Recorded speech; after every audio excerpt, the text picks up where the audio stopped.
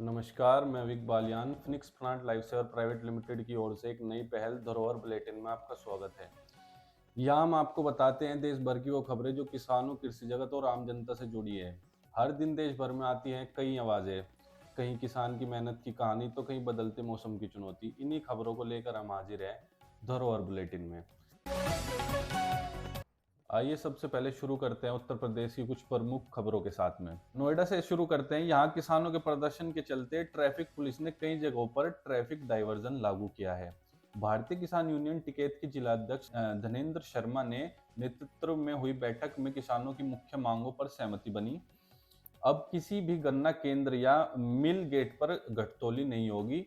Factory से मिलने वाले गन्ने की वैरायटी किसानों को उसी दर पर दी जाएगी और उन्हें साफ सुथरा गुणवत्ता युक्त बीज भी प्रदान किया जाएगा।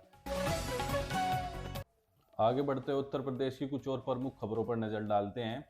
सूत्रों के अनुसार इनकम टैक्स विभाग की टीम कंपनी के दस्तावेजों की गहन जांच कर रही है, जहां मुजफ्फरनगर की मंसूरपुर शुगर मिल एवं संभल जिले की असमोली और बरेली की bio organic limited sugar factory पर भी छापेमारी की सूचना सामने आई है। और किसानों के लिए उत्तर प्रदेश सरकार की ओर से एक बड़ी खुशखबरी, 30 रुपए प्रति कुंतल बढ़ा गन्ने का मूल्य। योगी सरकार ने गन्ना किसानों को राहत देते हुए गन्ने का मूल्य 30 रुपए प्रति कुंतल बढ़ा दिया गया है।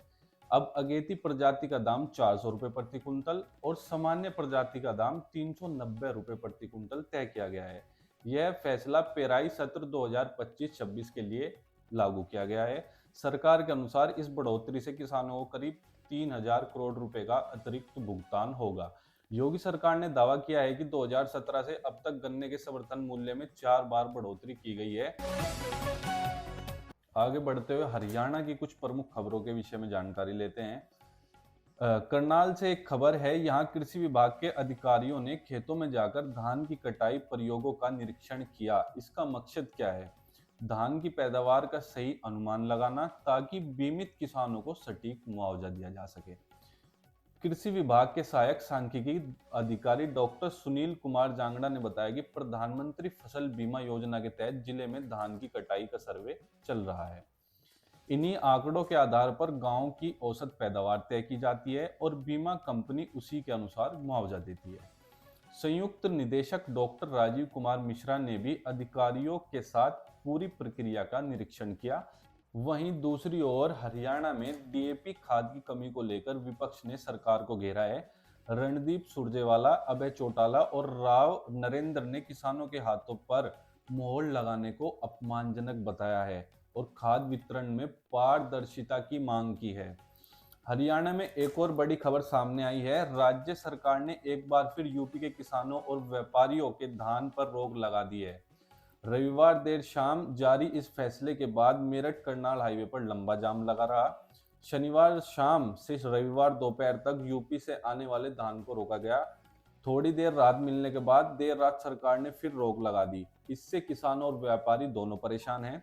साथ ही आम जनता को भी भारी दिक्कतों का सामना करना पड़ रहा है। आगे बढ़ते हैं महेंद्रगढ़ की ओर। यहाँ बाजरा उत्पादक किसान इन दिनों भाव की मार झेल रहे हैं। किसानों का कहना है कि उनकी फसल की खरीद एमएसपी पर भी नहीं हो रही है। नारनौल क्षेत्र में इस बार ज्यादा बारिश से बाजरे का रंग काला पड़ गया है और नमी ज्यादा होने की वजह से सरकारी एजेंसियों ने भी खरीद बंद कर दी है। अब प्राइवेट एजेंसियां मनमाने दामों पर बाजरा खरीद रही है, जिससे किसानों को घाटा झेलना पड़ रहा है। हरियाणा के मौसम विभाग की जानकारी साथ में लेते हैं। राज्य में पश्चिमी विक्षोभ के चलते मौसम में थोड़ा बदलाव देखने को मिल रहा है। 28 और 29 अक्टूबर को आंशिक बादल रहेंगे, जबकि 30 अक्टूबर से 2 नवंबर तक मौसम सामान्य रहेगा। दिन का तापमान थोड़ा बढ़ेगा, पर रात में हल्की ठंडक महसूस हो सकती है। साथ ही आगे बढ़ते हुए बिहार का भी मौसम अपडेट जायजा लेते हैं। चक्रवात का असर बिहार के कई जिलों में देखने को मिल रहा है। मौसम विभाग ने पश्चिम चंपारण, कैमूर, रोहतास और गया जिले में भारी बारिश की चेतावनी जारी की है। इसके साथ ही तेज हवाएं चलने और तापमान गिरने की संभावना जताई गई है। मौसम अपडेट में जानते हैं उत्तर प्रदेश मौसम का हाल। राज्य में पश्चिमी विक्षोभ और अरब सागर क्षेत्र में बने दबाव के कारण मौसम में हल्का बदलाव देखने को मिल रहा है। 28 और 29 अक्टूबर को कई जिलों में आंशिक बादल छाए रहेंगे। कहीं कहीं हल्की बारिश या बूंदाबांदी की संभावना भी बनी हुई है।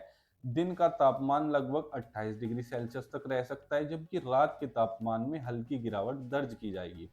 मौसम विभाग के अनुसार 30 अक्टूबर से मौसम सामान्य रहेगा और नवंबर की शुरुआत में सुबह शाम की ठंडक धीरे धीरे बढ़ने लगेगी। अब बात करते हैं कृषि अनुसंधान और नई योजनाओं की। रबी सीजन 2025-26 के लिए सरकार ने उर्वरक सब्सिडी बढ़ाने का फैसला किया है। केंद्र सरकार ने फॉस्फेटिक और पोटेशिक उर्वरकों पर लागू न्यूट्रिएंट बेस्ड सब्सिडी एनबीएस को मंजूरी दी है। डीएपी सब्सिडी लगभग 7% बढ़ाकर 29,805 रुपये प्रति टन कर दी गई है। इसके अलावा दाल और तिलहन की खरीद बढ़ाने के लिए सरकार ने तेलंगाना, उड़ीसा, महाराष्ट्र और मध्य प्रदेश में 15,000 करोड़ रुपए के पैकेज को मंजूरी दी है। पतंजलि आयुर्वेदा और भारतीय एग्री साइंस ने नाबार्ड के सहयोग से एक राष्ट्रीय कार्यशाला आयोजित की है, जिसका विषय था उच्च गुणवत्ता और औषधि जड़ी बूटियों की खेती हेतु मिट्टी परीक्षण और प्रबंधन।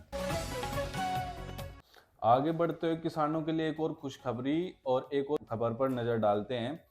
कृषि में एआई यानी आर्टिफिशियल इंटेलिजेंस का इस्तेमाल खेती को और बेहतर बना सकता है।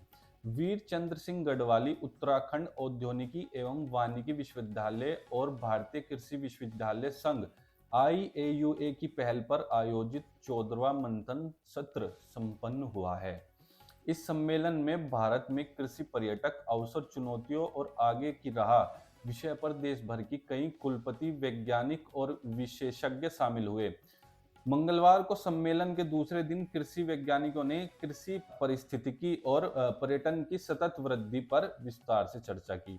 मुख्य अतिथि विधायक किशोर उपाध्याय ने कहा कि अगर कृषि, पर्यटन और पर्यावरण को जोड़ा जाए तो उत्तराखंड में रोजगार और ग्रामीण विकास के नए अवसर खुल सकते हैं। इसी बीच भारत में तुर्की के शोधकर्ताओं ने डिजिटल उपकरणों से खेती में बदलाव पर एक बड़ा अध्ययन किया है।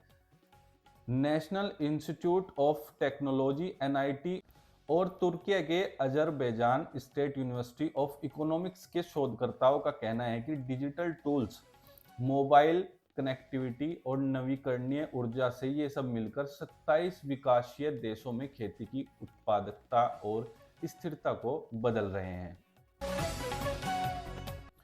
तो ये थी आज की कुछ महत्वपूर्ण खबरें। हमारे साथ में जुड़े रहने के लिए धन्यवाद। मैं हूं अविक बालियान। धरोहर बुलेटिन में आपका बने रहने के लिए बहुत बहुत धन्यवाद। नमस्कार।